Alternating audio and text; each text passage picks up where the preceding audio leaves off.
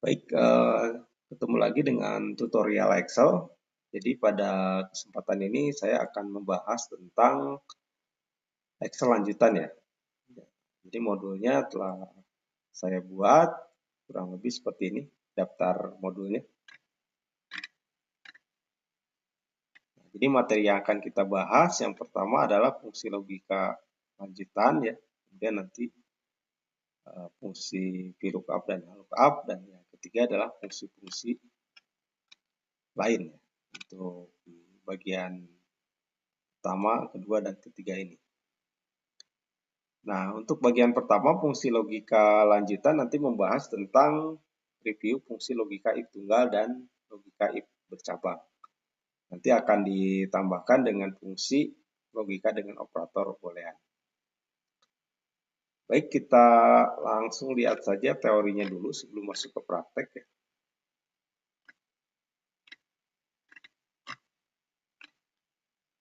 Nah, jadi kalau kita lihat,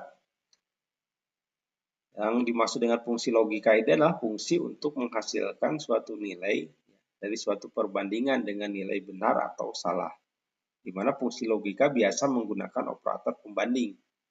Jadi kata kuncinya adalah di fungsi logika ini sering menggunakan operator logika, yaitu sama dengan, lebih kecil sama dengan, lebih besar sama dengan, atau tidak sama dengan. Di sini. Nah, jadi salah satu kuncinya harus ada operator logikanya ya, seperti ini. Kemudian if juga dibagi dua, ada yang if tunggal sama ada yang if bertingkat atau bercabang.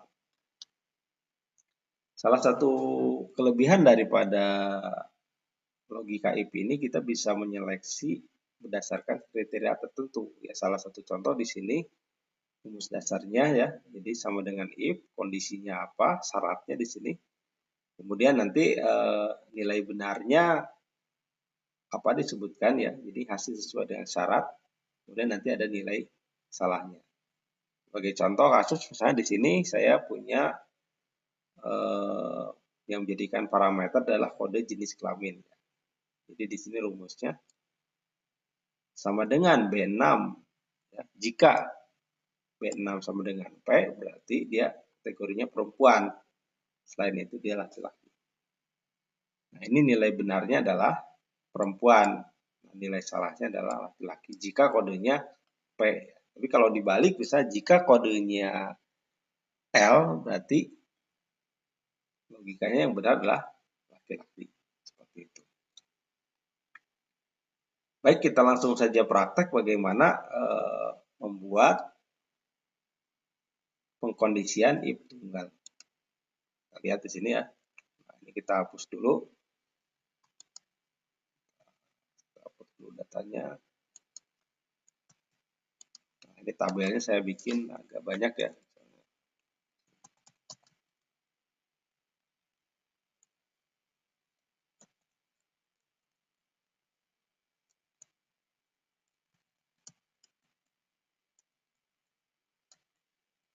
Seperti ini ya. Oke, lebih bagus kita bikin all border.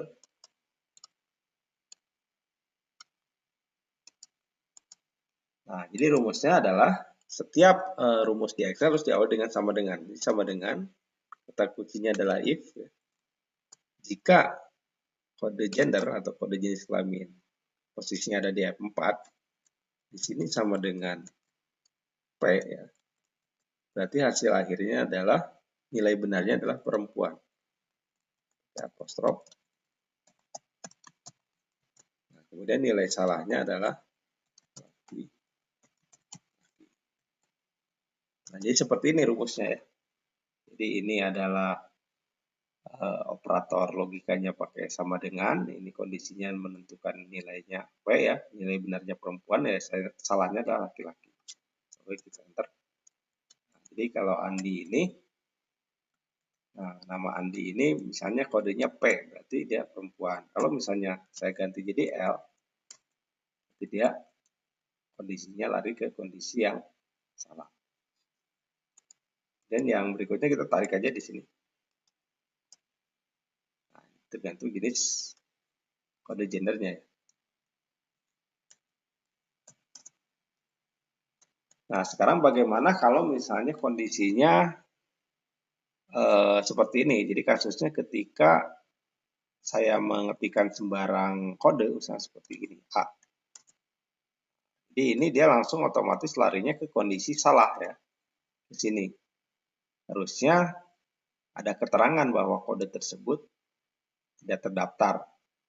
Jadi salah satu kuncinya adalah nanti kita bisa sebenarnya memvalidasi menggunakan data validation bisa ya, atau untuk langkah awal ini kita validasi menggunakan if bertingkat atau bercabang.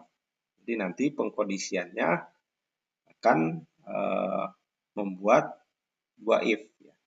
Kita lihat dulu teorinya ya, seperti ini kondisi if bertingkat ini.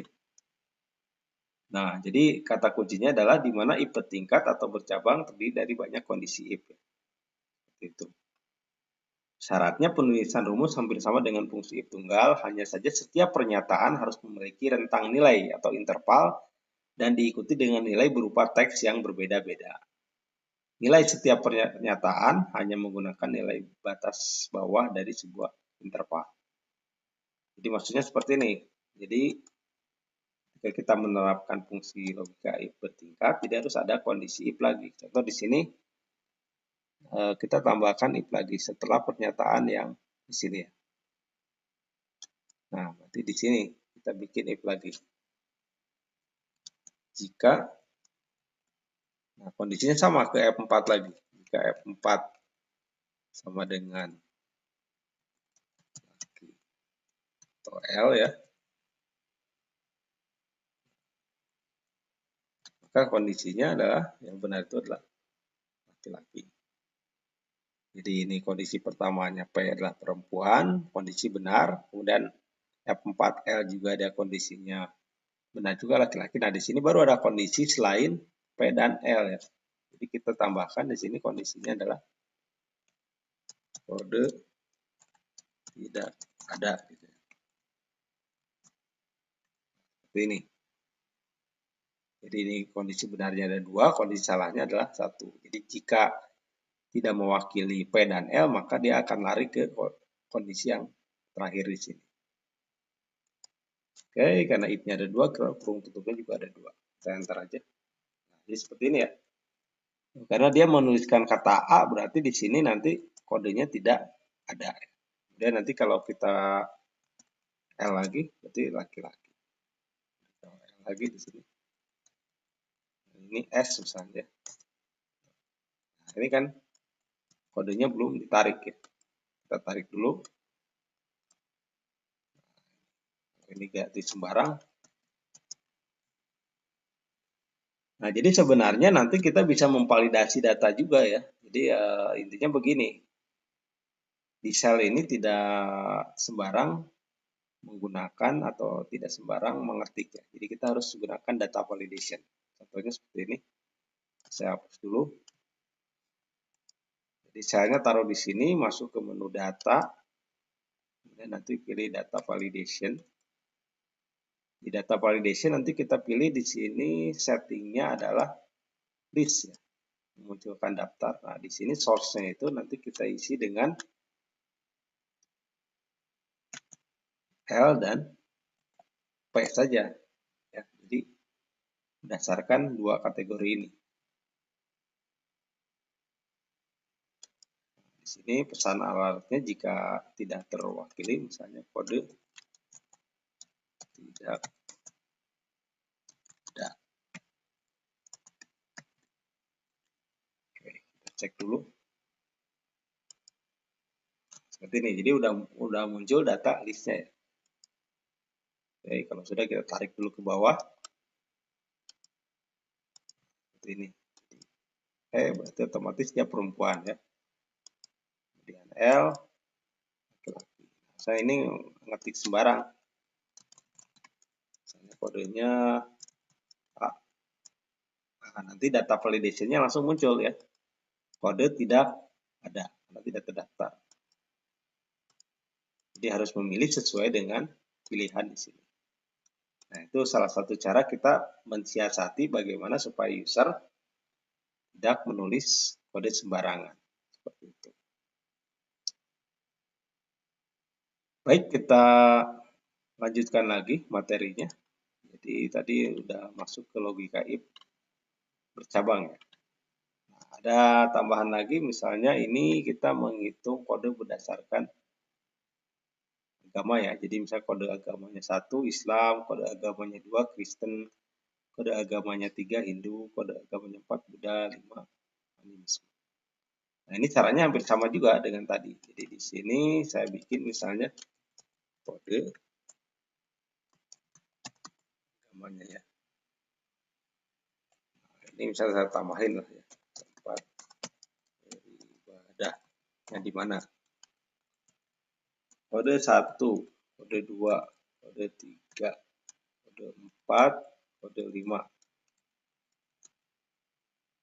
Oke, di sini rumusnya. Jadi kita ketikkan sama dengan if ke sini ya. Jadi jika kode atau S10 sama dengan 1, nah khusus untuk angka kita nggak perlu pakai tanda apostrof ya. Jadi nanti tinggal menggunakan langsung saja tulis. Berarti ini adalah Islam. Oke, kemudian if lagi jika S10 sama dengan 2, di sini adalah Kristen ya. If lagi S10 sama dengan 3,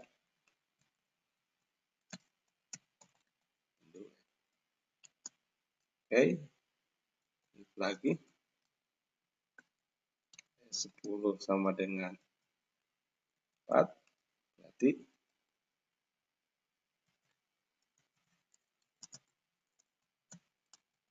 enggak. Nah, selebihnya kalau tidak terwakili dengan yang di sini berarti misalnya kode tidak ada gitu ya.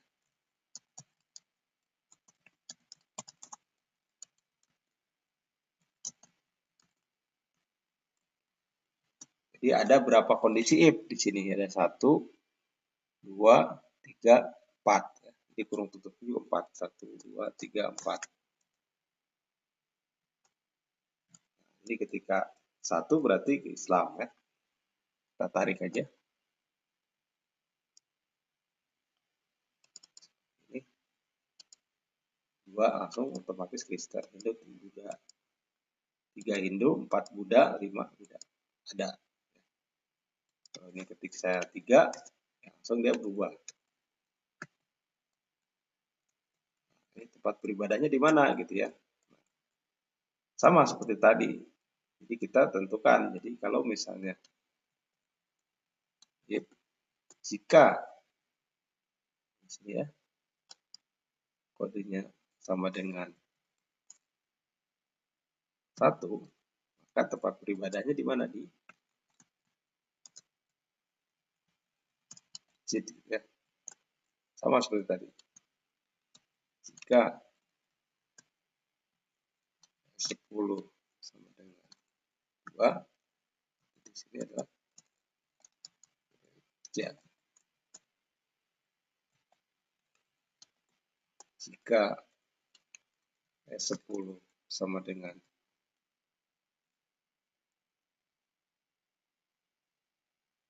3, di sini di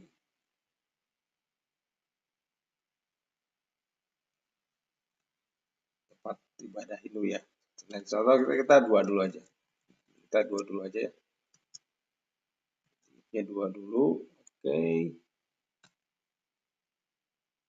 Nah, ini ada kelebihan.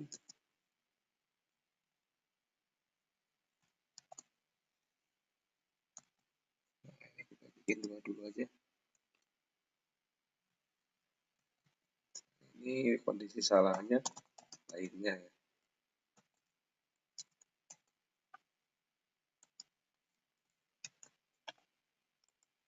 Oke, kurung tutup. Enter aja. Jadi kalau misalnya Islam berarti di masjid. Kalau ini saya pindah jadi 3, masuk ke lainnya. Kenapa lainnya? Karena kondisinya di sini menuliskan hanya 2 kondisi gitu ya.